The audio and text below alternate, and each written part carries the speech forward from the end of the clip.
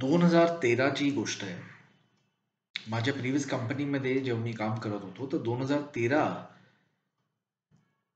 मध्ये माझा role change केला गेला. माझी जी मोठी टीम मी क्रिएट केलेली ती एका दुसऱ्याला दिली आणि मला एक नवीन रोल दिला, जेणेकरून मला एक नवीन डिपार्टमेंटला घडवायचं होतं आणि त्याच्यासाठी माझा रिपोर्टिंग पण चेंज केला गेला from the CEO to the chief HR officer. तर नवीन डिपार्टमेंट क्रिएट करायचं. माझ्या हातातलं मोठं डिपार्टमेंट माझ्याकडनं घेतलं गेलं. ते घेतलं गेलं नाही. त्यावेळी मला वाटलं माझ्याकडनं घेतलं गेलं, पण ते घेतलं गेलं नव्हतं. माझ्यासाठी एक नवीन प्रसंग क्रिएट केला गेला होता. आता विचार केला तर त्यावेळी वाईट वाटलं होतं मला. आणि त्याच प्रसंगी जुन्या रोलशी संबंधित असलेले काही लोक होते, कारण रोल बदलला तर टीम बदलली तर माझे जे काही ग्रुप्स होते ते पण बदलले, कारण आता माझा ग्रुप चेंज झाला होता. पण जुन्या ग्रुपमधल्या एका व्यक्तीने एका मोठ्या मीटिंगसाठी मला बोलावलं होतं आणि त्या मीटिंगला मी जेव्हा गेलो, माझा जो बॉस होता, जो सीई होता, त्यांनी मला बघितलं आणि म्हटलं, "तू इकडे काय करतोयस? तू पण आहेस या मीटिंगमध्ये?" मला तो प्रश्न खटकला. मला वाईट वाटलं. मी आतल्या आत ठेवलं. छोट्या-छोट्या गोष्टींमधून वाईट वाटायला लागलं होतं, कारण त्यावेळी मला वाटायचं, "अरे बाबा, माझ्या हातातलं जे होतं ते दुसऱ्याला दिलं आणि मला नवीन काहीतरी दिलंय करायला. पण जे नवीन दिलं ते मला माहिती नाही काय करायचंय." मी हे विसरून गेलो होतो, की त्या कंपनीमध्ये मी स्टार्टिंग पासून होतो. पहिला एम्प्लॉयी होतो, म्हणून त्या कंपनीला घडवण्याची जी बेस होती ती पूर्णपणे माझ्यात वाहत होती. म्हणून तर रिस्पॉन्सिबिलिटी दिली गेली होती नवीन काहीतरी सुरू करण्याचं, सेट करण्याचं, मोठं करण्याचं आणि जाण्याचं. पण हे त्यावेळी लक्षात आलं नाही. का? कारण मी रागात बसलो होतो. का? कारण मी माझ्या दुःखात बसलो होतो. आता दुःखात आणि पेनमध्ये मी 7 ते 8 महिने असेच घालवले, जेणेकरून मला माझ्या बॉसेसकडनं चाबूक मिळायला लागले होते. ते मिळायचे तरीही वाईट वाटायचं. मग शेवटी मी ठरवलं, बाबा आयुष्यात जर पुढे जायचंय, कधी-कधी विचार पण आला, "अरे सोडतो मी जॉब. हे लोकं माझ्याशी असे कसे वागतात?" पण तेव्हा निर्णय घेतला, की जर सोडायचं असेल तर अशा वेळी सोडायचं, की आपण पुन्हा काहीतरी क्रिएट करून दिलंय आणि जेव्हा सोडायची वेळ येईल तेव्हा कंपनी तुम्हाला पकडून ठेवेल. आणि म्हणून स्वतःवरती काम करायला लागलो. माझ्या भावनांवरती काम करायला लागलो. मी स्वतः कोण आहे? मी कुठे अडकलेलो आहे? छोट्या-छोट्या गोष्टींमध्ये मला वाईट का वाटतं? राग का येतो? कोण आहे मी?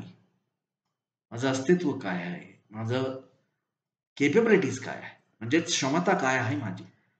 ह्या सगळ्या प्रश्नांना सोडवत गेलो एका कोच आणि काउन्सिलरच्या मदतीने.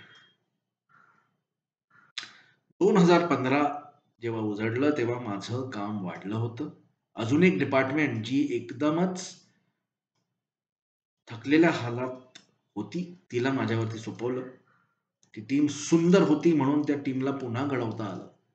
आणि त्यावेळी मला कळलं, की माझ्या बॉसनी जो मला प्रश्न विचारला होता, की "अरे बाबा, तू इकडे काय करतोयस? इकडे तुझं काही काम नाहीये. स्वतःचा वेळ कशाला घालवतोय?" हे जेव्हा 2015 मध्ये मी त्याला विचारलं, तेव्हा तो हसला आणि बोलला, "चांगलं केलंस, की तू ज्या गोष्टीत अडकलेलास त्याच्यातून पुढे गेलास स्वतःच्या प्रश्नांची उत्तरं शोधून. कारण अडकून राहिला असतास, तर माहीत नाही कुठे असतास." आपल्या जीवनाचं असंच असतं हो. आपण छोट्या-छोट्या गोष्टींमध्ये अडकून राहतो. स्वतःला ओळखण्याची आपली जी क्षमता असते त्याला बाजूला ठेवून देतो. कळतंय का मी काय बोलतोय? पटतंय का? जर पटत असेल आणि जर तुम्हाला वाटतं, की तुम्हाला सुद्धा तुमच्या आयुष्याबद्दल, स्वतःबद्दलचे काही प्रश्नांची उत्तरं शोधायची आहेत. नाती-गोतींबद्दल उत्तरं शोधायची आहे, की बाबा नात्यांमध्ये राहून, नात्यांमध्ये न अडकता आयुष्यात पुढे कसं जाता येतं? किंवा आपल्या करिअरमध्ये आपण अजून पुढे कसं जाऊ शकतो? करिअरमध्ये आपण अजून मोठी झेप कशी घेऊ शकतो? कुठे अडकलेलो आहोत आणि काय-काय करायला पाहिजे? जर ह्या प्रश्नांची उत्तरं पाहिजे असतील, तर वाट बघू नका. कारण जानेवारी 18, 2025 ला 3:30 ते 6च्या मध्ये मी आणि मयुरेश एक प्रश्न उत्तरांचा एक संवाद घेऊन येत आहोत. त्याचं नाव आहे simplifying 3 pillars of life, self, relationships and career. जानेवारी 18 ला हा प्रोग्राम मराठीत आहे आणि हाच प्रोग्राम फेब्रुवारी 8 ला इंग्लिशमध्ये असेल. सध्या रजिस्ट्रेशन मराठी प्रोग्रामसाठी आम्ही ओपन केलेली आहेत. खाली दिलेल्या लिंकला क्लिक करा. 999 रुपये म्हणजे 999 रुपीज भरून रजिस्टर करा. तुमची सीट बुक करा आणि तुम्हाला भेटू. व्हेन्यू अजून तसा फिक्स नाहीये, पण माहीम ते दादरच्या मध्ये निश्चित आहे.